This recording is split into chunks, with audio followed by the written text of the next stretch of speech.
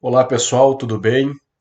Na aula anterior, nós vimos um pouco a respeito do processo de formação dos blocos econômicos, né? Inclusive, a questão que parece ser contraditória, a formação de um bloco econômico no mundo globalizado, mas que, no final das contas, os blocos econômicos eles nada mais servem para legitimar e para fomentar o processo de globalização. Então, eles intensificam, em grande medida, o processo de globalização.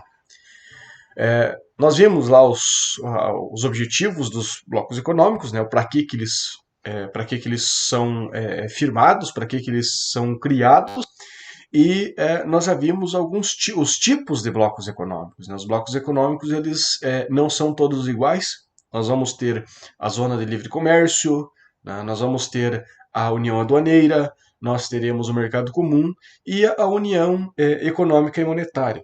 Tá? A partir desse momento, nós vamos começar a ver alguns dos principais blocos econômicos que existem no mundo, né, e discutir um pouco a seu respeito, né, quando que se formou, quem que faz parte e quais são as políticas desenvolvidas no âmbito de cada um desses blocos econômicos. E nós vamos iniciar pela União Europeia, né, o bloco econômico que é considerado de maior sucesso. Tá? Entre todos os blocos econômicos, ele é considerado aquele que tem o maior sucesso, aquele que atingiu o maior nível de desenvolvimento, aquele que atingiu o maior número de objetivos. Tá? Então, seria o bloco econômico. Tá? Como que surge a União Europeia? Qual que é o processo histórico de formação da União Europeia? Bom, se deve sempre associar, enfim, a formação da União Europeia ela está associada diretamente à Segunda Guerra Mundial, ao contexto da Segunda Guerra Mundial. Não é novidade para ninguém que após a Segunda Guerra Mundial a Europa ela estava completamente destruída, arrasada, né, do ponto de vista econômico, sobretudo. E havia uma grande preocupação, né, em relação à postura, né, como que esses países iam lidar com a questão econômica, com as questões internas, com as questões externas, principalmente frente às duas potências que emergiram naquele período. Os Estados Unidos, liderando o bloco capitalista, e a Rússia, o bloco socialista. Então, os países europeus eles se preocuparam, opa, como que nós vamos ficar nessa situação toda? Até porque havia uma diferença enorme entre tanto o bloco socialista como a Rússia socialista, né, a União Soviética, no caso, socialista, e os Estados Unidos capitalista. Havia uma diferença muito grande dessas duas nações para as demais, né, considerando a Europa. E aí eles chegaram à seguinte conclusão: olha, é melhor, ao invés de nós ficarmos brigando por terra, ficar brigando por isso, por aquilo, vamos nos unir, vamos partilhar algumas coisas, vamos tentar nos juntar e nos fortalecer para tentar competir nesse cenário todo, fazer parte desse mundo que está instituído. E aí surge, né, inicialmente, as primeiras tentativas de bloco econômico. Né? O primeiro bloco econômico que surgiu no mundo e na Europa foi o Benelux. Acredito que você já deva ter escutado falar desse bloco econômico, possivelmente em história ou mesmo em geografia. Benelux é a sigla para Bélgica, Holanda e Luxemburgo.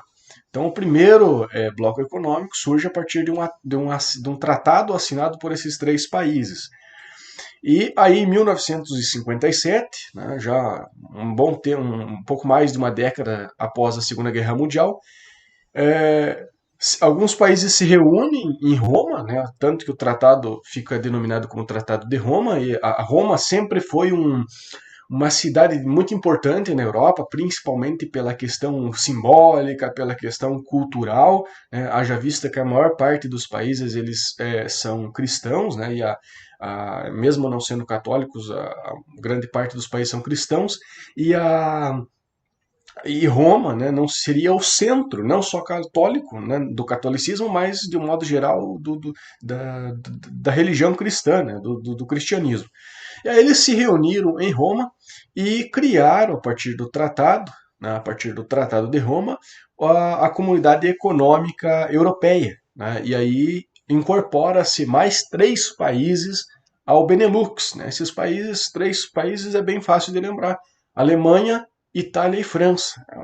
Estão aí entre os países mais industrializados e mais fortes economicamente, isso pensando no mundo atual, da Europa.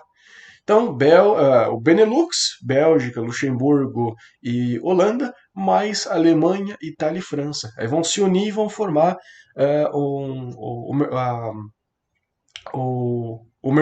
Comunidade Econômica Europeia, né, ou o Mercado Comum Europeu. Tá? Isso em 1957. E aí eles começam a funcionar literalmente como um bloco econômico dos moldes em que a gente conhece nos dias atuais. Né? Começam a reduzir tarifas, a desenvolver algumas transações comerciais entre eles e algumas políticas entre esses países para com os países externos. Né? Eles estabelecem algumas políticas a serem desenvolvidas com países externos e assim por diante. E aí esse bloco, a Comunidade Econômica Europeia, ela vai durar até 1993, né, quando ocorreu um novo encontro, um novo tratado, que foi o Tratado de Maastricht, né, que é a quarta maior cidade hoje da Holanda. E aí, no Tratado de Maastricht, é que cria-se efetivamente a União Europeia. Né? A União Europeia ela cria-se, tal qual a gente conhece hoje, em 1993, através desse tratado. Bem, e aí a União Europeia ela vai ser instituída muito parecida, claro, numa fase inicial, mas muito parecida com o que a gente tem hoje. Inclusive, no Tratado de Maastricht, é que se chega a ideia de ter uma moeda única circulando no bloco, né, que seria o euro, mais tarde implementado. O euro ele foi proposto em 93, mas ele só vai efetivamente entrar em vigor no ano de 2002. Né? Leva uma década para que os países possam ajustar suas economias e todos aderir a essa moeda única. No ano de 2007, né, ocorre um novo evento para discutir as questões da União Europeia. Dessa vez o evento vai ocorrer em Lisboa, em Portugal. A escolha por Lisboa ou por Portugal se dá pelo fato de Portugal ter sido o país que, nos 5 anos em que o euro foi instituído, Portugal foi o país que mais se adaptou, teve a melhor adaptação à nova moeda. Então resolvem fazer lá esse tratado, né, esse encontro. Esse encontro é importante porque muitas políticas em vigor hoje foram desenvolvidas nesse evento, nesse tratado. É o tratado que está ainda em vigência, né? E nesse tratado surgiu lá um acordo chamado de Schengen, né, que é um acordo que permite a livre circulação de pessoas, né, em diferentes por todos os países que compõem o bloco, então sem a necessidade de uma burocracia maior, sem necessidade de visto, de passaporte e aquela história toda. Você consegue circular livremente entre os países do bloco, prestar serviços e etc.